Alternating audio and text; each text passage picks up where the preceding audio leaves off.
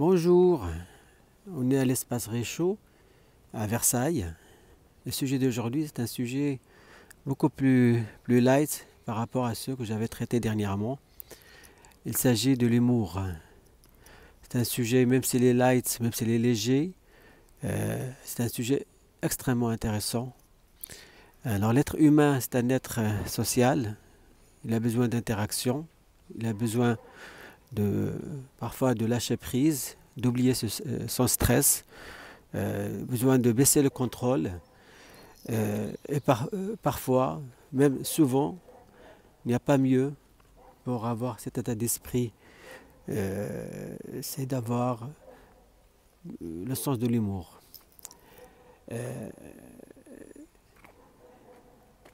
Évidemment, tout le monde n'a pas le sens de l'humour, mais ça se cultive, ça se travaille comme partout.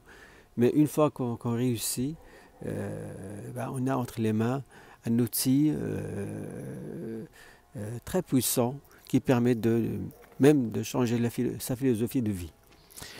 Alors on peut appliquer l'humour dans pratiquement tous les domaines, en commençant par la famille, avec son conjoint.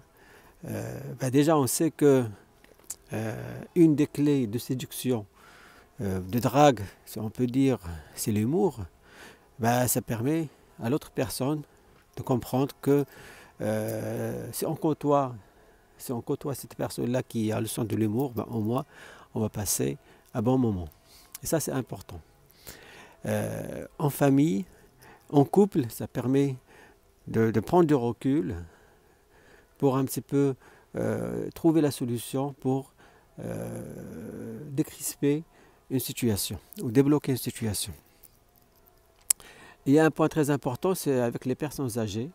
Il faut vraiment les faire rire parce qu'ils ont le poids de la vie, ils ont vraiment le poids de la vie et c'est pas évident. Donc il faut vraiment faire l'effort pour les faire rire et les faire vivre d'ailleurs. Voilà, il y a plusieurs types d'humour. Il y a l'humour par glissement de sens, il y a l'humour par contradiction, il y a l'autodérision, il y a l'humour par exagération. Voilà, donc je ne vais pas m'étaler sur la littérature de l'humour, mais je vais vous raconter quand même deux scènes que j'avais vécues par exemple sur le glissement de sens. Une fois je